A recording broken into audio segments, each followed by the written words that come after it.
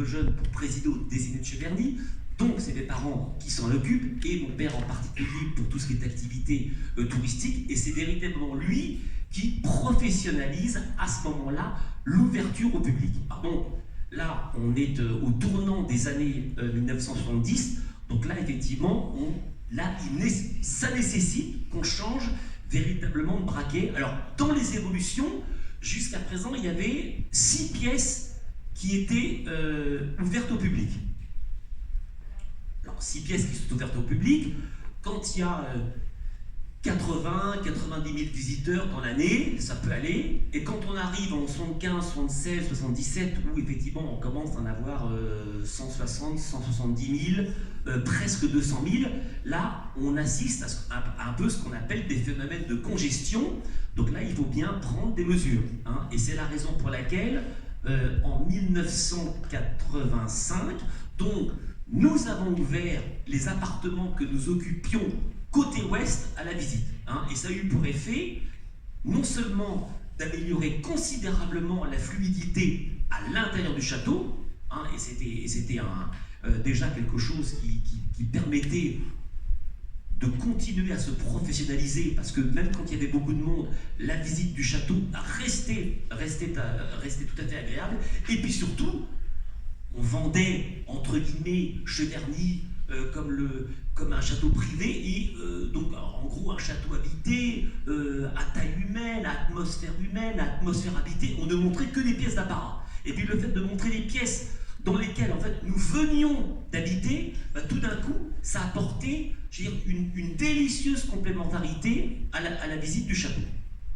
D'abord, la visite d'un monument historique comme Cheverny, c'est pas uniquement la visite des pièces du château, ça passe également par les extérieurs. Et puis quelque chose qu'a créé mon père donc en 1979, c'est la pièce dans laquelle vous vous trouvez là, qui s'appelle donc l'orangerie. L'orangerie, c'est le jardin d'hiver du château. Alors moi, j'ai un souvenir de cette orangerie où il y avait un sol qui était en sable, et en fait, je crois qu'on y mettait en fait des caisses qui nous servaient quelquefois à transporter des chiens d'un endroit à l'autre. Bon. Donc c'était vraiment un grand débarras, un très beau débarras, une très belle remise, mais une remise quand même. Donc là, c'était le début du tourisme congrès, 1979, où Cheverny, comme les autres endroits qui se sont lancés dans pareille aventure au même moment, on a connu les années, et je vais dire, euphoriques du tourisme congrès entre, en gros, 79 et 88-89. Donc ça a duré, parce que là, on n'avait que des congrès, que des entreprises.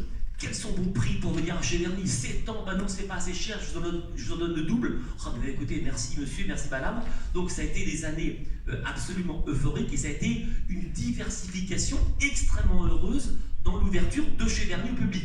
Comme je vous l'ai dit, c'est pas uniquement les visiteurs, hein, c'est aussi les congrès. Alors oui, une toute petite anecdote qui est assez amusante.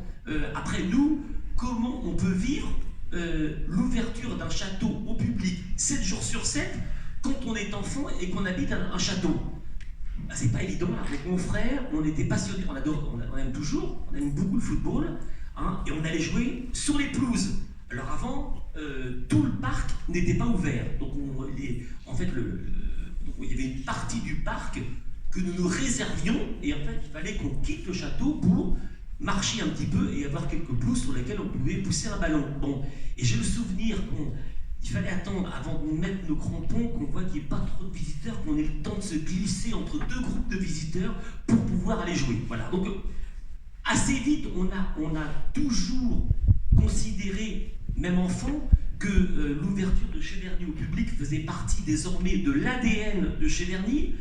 On n'a jamais considéré ça comme une contrainte, mais peut-être d'une manière inconsciente, on s'est dit, Cheverny, c'est plus tout à fait à nous, ça appartient au public, quoi qu'il arrive, et c'est quelque chose, j'allais dire, qui me déforme un petit peu, c'est que non, c'est ouvert au public. J'ouvre juste une parenthèse, je pourrais en ouvrir des centaines d'autres, mais on me dit, j'imagine que le soir, quand il n'y a plus de visiteurs, vous vous étalez dans les salons du château. J'ai aucune envie. Pour moi, le fait que le château soit fermé, que tout soit bouclé, j'ai l'impression que le château respire, et moi je suis ravi dans mon petit salon, mon petit fauteuil, en train de regarder ma petite télé. Voilà, hein, le fait de profiter du château, j'en ai aucune envie. J'ai envie qu'il respire. Voilà. Donc cette typiquement, un château ouvert 7 jours sur 7, bah, c'est plus vraiment votre maison, bah, c'est la maison des visiteurs, mais on leur en sommes infiniment reconnaissants, parce que sans visiteurs, ils ne seraient pas dans l'état dans lequel vous le trouvez.